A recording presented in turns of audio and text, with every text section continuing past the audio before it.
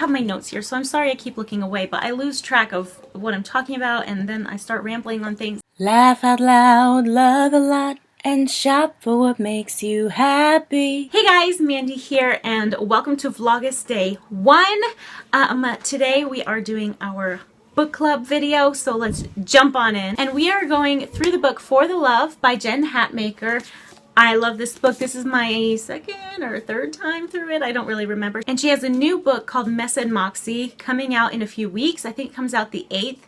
My Amazon order said that it would get here delivered to my house between the 14th and the 18th. So I thought, well, let's do this book first and then we can follow up with her new one after that. So let's get started.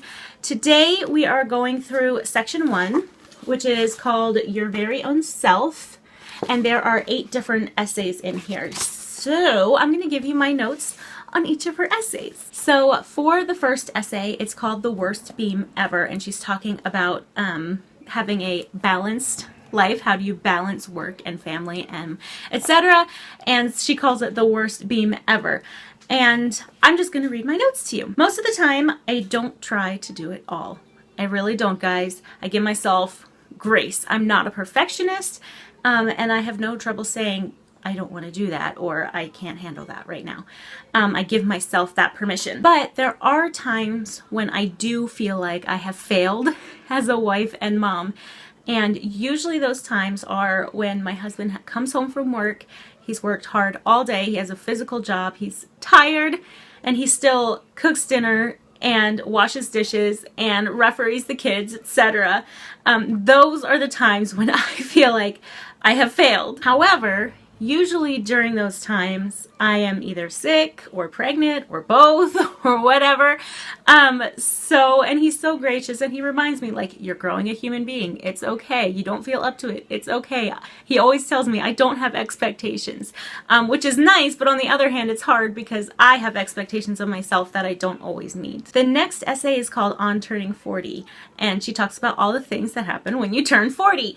And for one thing, the brain thing that she talks about sounds like pregnancy brain, and I feel like it recovers less and less with each child. But I just turned 30 this year, and I already feel like the weight loss and loose skin, like controlling that could be a full-time job. Also, I've never been pop culture savvy. I pretty much leave it to my 9 siblings to tell me when I will like a singer or a TV show or a movie or whatever. And I already watch my favorite TV shows over and over and over again. I can list some of my favorites down below, but Criminal Minds is one of them. And thank God it's on Netflix. If it wasn't, I would just buy all the seasons on DVD.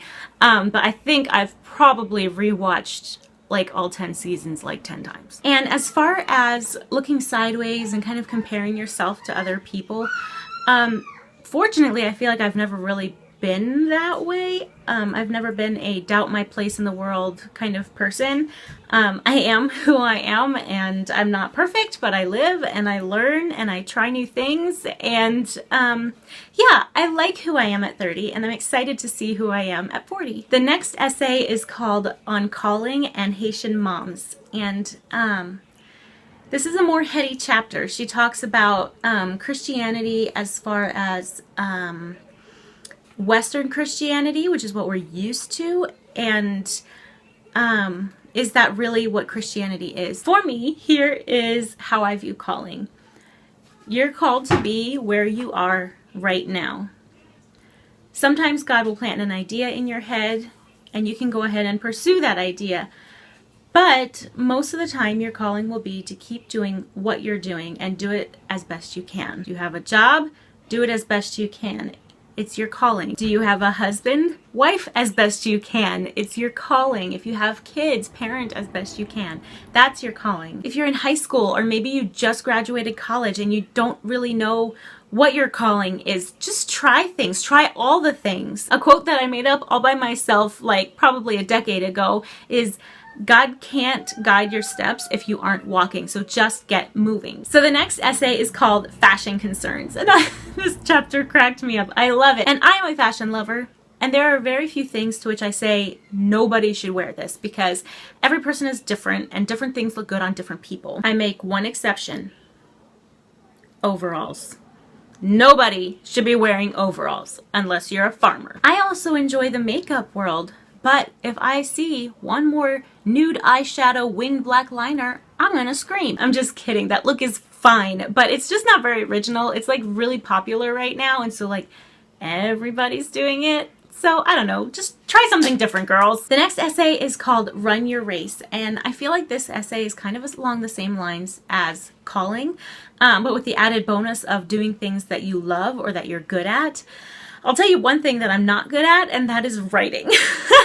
My friend Brittany, who has been in a couple of my videos, a couple of my ipsy videos, she can write an entire book for your birthday and make you feel like you are the most special person on the face of the planet. Whereas my birthday card to her tends to say, I'll love you forever, BFFL. That's best friends for life. One thing I can do though is talk. And that's why I make YouTube videos instead of writing books. And no, this race, this passion of mine, this thing that I enjoy and I'm pretty good at, hasn't made me any money, at least not so far, but I love it, so I just keep doing it. The next essay is called Not Buying, and in that essay, Jen challenged us to think of something that we're not buying. And I'm trying to think of something that I'm not buying. Like, I'm not a gadgets person, so that's fine. I guess my downfall would be the fashion/beauty department. I have to be really strict with myself about buying trendy things that don't actually speak to my soul. And if you watched my spring trends videos, you will know that I encourage you, I'll link them below, I encourage you to, try new trends, but if they don't feel like you, don't buy them. It's fine. You don't have to have every single trend that comes out because nobody is going to look good in everything. Literally nobody looks good in everything. Not even tall, skinny, model type girls look good in everything. So stick with the trends that you like. Her next essay is called Tell the Truth. And I don't think telling the truth is something that I really struggle with. If anything, I have needed to scale back on the level of truth as far as not everybody is safe to share everything with. And, not everybody wants to know everything that's, on your mind. And being an extrovert and processing out loud all the time is not always, the best idea. So I've had to grow and learn in that way. And finally, the last essay, which is always the last essay in each of these 4 sections, is the thank you notes. And I'm going to do my best to have my own thank you note for each of the 4 times. If I can come up with them, I will write them down and I will share them with you. So my first thank you note is a satirical one, and it is this. Thank you, hair salon cape, for making my short neck look even shorter and giving me a double chin. Nothing like looking at my most unflattering self in the mirror for 47 minutes. I hope you guys enjoyed this video. I hope you're enjoying the book. In case you missed it, I did leave an Amazon link in my last video. You can buy this book on Amazon. You can get it at Barnes & Noble. So just check your local bookstore and see if it's there. Be sure to get it, and I will talk to you tomorrow, and we will have more book club next Tuesday. Bye!